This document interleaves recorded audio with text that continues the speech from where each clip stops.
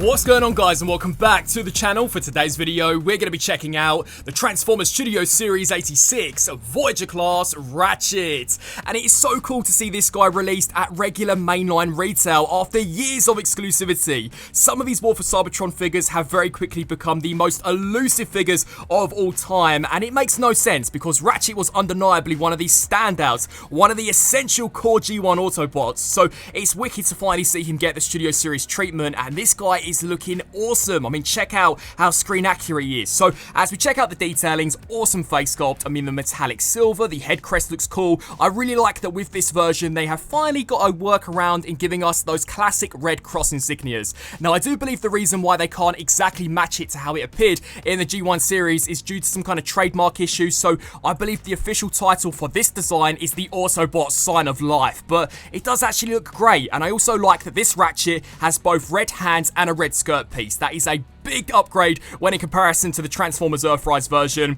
I'm not the biggest fan to see the return of the transparent blue plastic, especially as very recently we had seen with the Ironhide and Proud 2-pack, them kind of phased that out in favour for a slightly more cel-shaded look, but I imagine this time next year we're going to see this guy reissued alongside Brawn with battle damage components, and I'm pretty certain they will fix that kind of transparent issue. But in terms of the details for the legs, these look awesome, and just in terms of an actual figure, I do think this is one of the best molds that we've seen for Studio Series 86, but if there was one thing that I would have liked to have seen done just a little better, it would have been the integration of these side leg panels, because had they found a way to have minimalized these, check out how streamlined that leg design would have been. It would have been practically as good as the masterpiece. So it is unfortunate that this couldn't have found a better place to kind of store away in, but at the end of the day, a minor qualm, because this guy really does look awesome. As we spin him around here to the back, I think this all looks great, and the articulation for a Ratchet is amazing. So the head is on a ball joint, it can look up, it can look down, rotate left to right, the shoulders can go all the way around, and I absolutely love the outwards range because check this out, they've given him gap fillers. This is exactly what I would have loved to have seen from the Commander class Ultra Magnus, so that's really awesome. We do get a bicep swivel, 90-degree bend here at the elbow, full wrist rotation, the waist can go all the way around. Would have been nice to have seen with this release then maybe modify the skirt piece so that when you are moving the hips forwards and backwards, you don't have to bring the whole piece here forwards. You know, this doesn't look the greatest in my opinion, but the hips can kick forwards that far and can kick back all the way that far. They'll go out to the sides, thigh rotation, 90-degree bend here at the knee, and finally the foot articulation is incredible. So this can rock backwards, forwards, as well as left to right in both directions. So overall, in terms of a mainline G1 Ratchet, an absolute knockout of a Studio Series 86 release. Definitely one of the best G1 Ratchet figures that I've handled, and if you were unfortunately unable to find any of the War for Cybertron versions of this guy, honestly, I wouldn't see it as a bad thing, because I really do think this to be superior to both of those in almost every single way. Now, as we check out Ratchet's accessories, he does include a pair of these really sick metallic silver blasters. We see him use these when he's fending off against the Decepticons on the Autobot shuttle seconds before he is brutally taken out by the Decepticons. So yeah, these are a really great inclusion. And I guess technically you could call these new light bar pieces accessories, because if you weren't a fan of how they officially store away in the robot mode, then you could simply just remove them and smack them onto this back bumper piece, which personally I think is a slightly better look, as it makes the whole back part of this guy appear slightly cleaner, and it gives some additional details to the upper part of the body. So yeah, you definitely have a few options.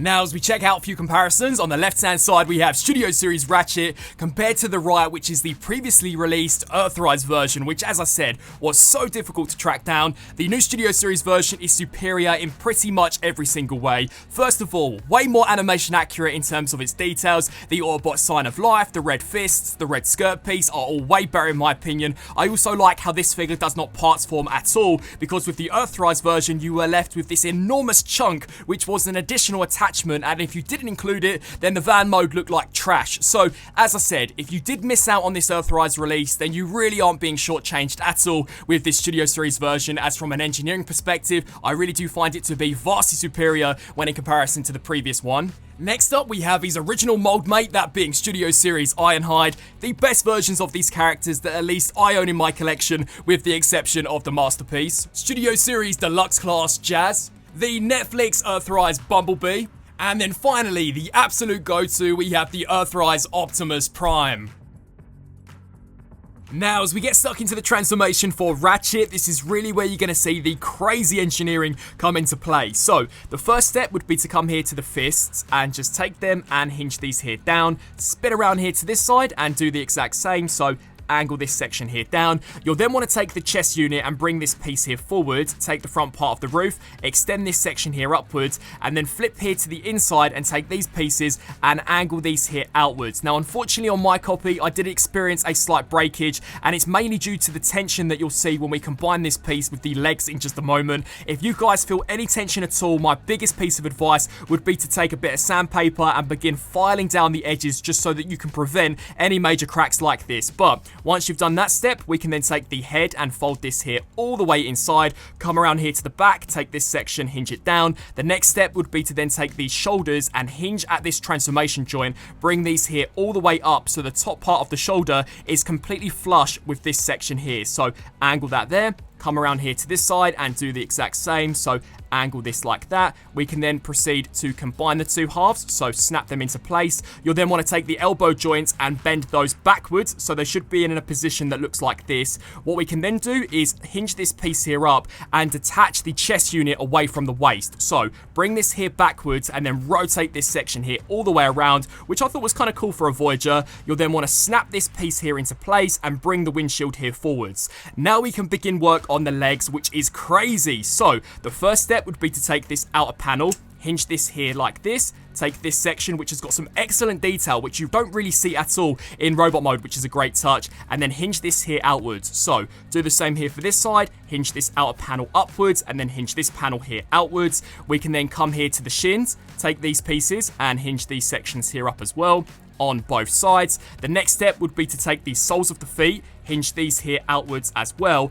and then fold out the side windows and use the ankle joints which I showcased previously to kind of shimmy this whole section here up and basically begin collapsing it upon itself. So slide that in, take these little joints and pegs and snap those into place. Come around here to this side and repeat the same process. So hinge all this up, snap that into place. We can then proceed to combine the two halves directly down the middle. So snap that off, and that light bar is not supposed to detach, so we'll peg that on in just a second. What we can then do is angle the knees backwards, hinge the hips up so that we can perfectly line up the forearms with this back part of the truck. Then what you're going to do is take these panels, and these tabs are going to slide into those slots, so snap that in there, snap this piece in here, spin around here to this side and do the exact same. So snap that on, snap these pieces together, and this unfortunately is where I encountered the breakage, because these are also clear tabs and the tension and the pressure that you have to apply to detach these when going back and forth from the transformation was super tight on my copy. So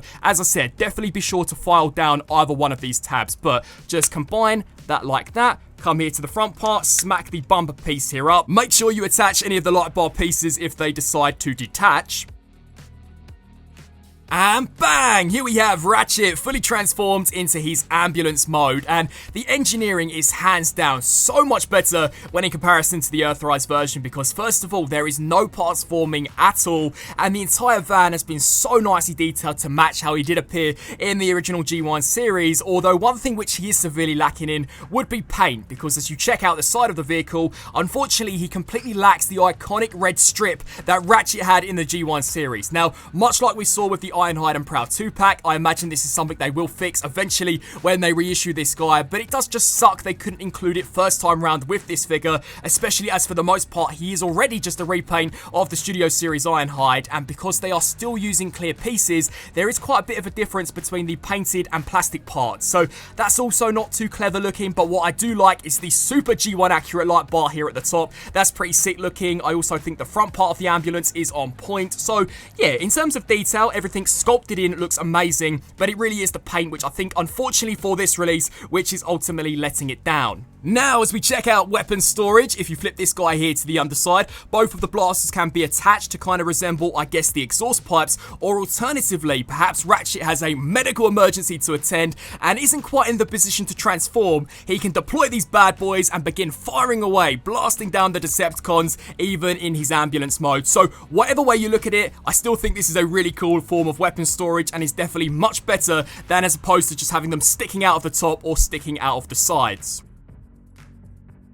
Now, as we fire through a few vehicle mode comparisons, on the left hand side we have Studio Series Ratchet compared to the right, which is the Earthrise version. Now, as you guys have heard me mention so many times throughout this video, engineering wise, hands down, the Studio Series is definitely superior. I mean, just check out the rear part of the ambulance. This is actually detailed. It does not require any parts forming to transform, although what I will say is the Earthrise version is definitely superior in terms of paint, because that red strip really is breaking up what would otherwise be a complete white abyss like we're seeing here on this Studio Series version. And because this figure at the end of the day is basically just a very minor retool / repaint of Ironhide, I really think Hasbro could have poured more budget into the paint apps than they actually are doing, especially as I think 12 months down the line we are going to see a better painted version of this guy. But in terms of detail and engineering, most definitely Studio Series is the one for your collection if you are solely seeking accuracy. Here is how he stacks up alongside the previously released Ironhide. So with the original release of this guy, they also completely missed the yellow strip and then fixed that with the 2-pack version. So that is again why I think in the future we're going to see a repaint of this. But as you spin this here around to the back, Ironhide actually had a completely painted rear bumper. Now I guess the budget for this on Ratchet went into the light bar, as Ironhide never come with one of those. So I guess the paint is roughly about the same across the board for these two figures. Here we have the Deluxe Class Studio Series Jazz, the Netflix Earthrise Bumblebee, and these actually look awesome as a pair. And then finally, the Earthrise Optimus Prime, just so you guys can see how these two stack up alongside each other.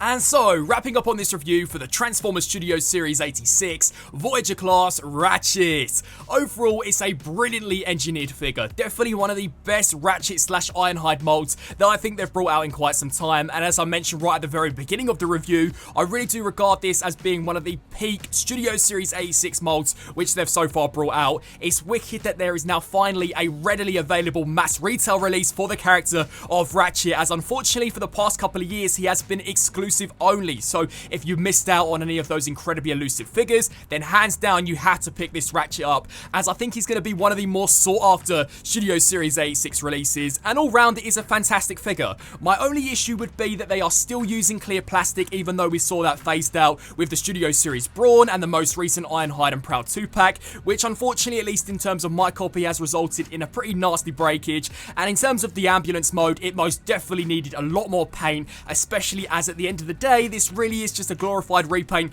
with a brand new head sculpt. But it's Ratchet. If you have been collecting the Studio Series figures so far, then this is definitely a character which you have to pick up for your collection. So I would love to know your thoughts on this figure down in the comment section below. Will you guys be picking up this first version, or will you potentially be holding off until you can see what Hasbro are cooking up in terms of repaints? I thank you all so much for watching, and until my next review, transform and roll out!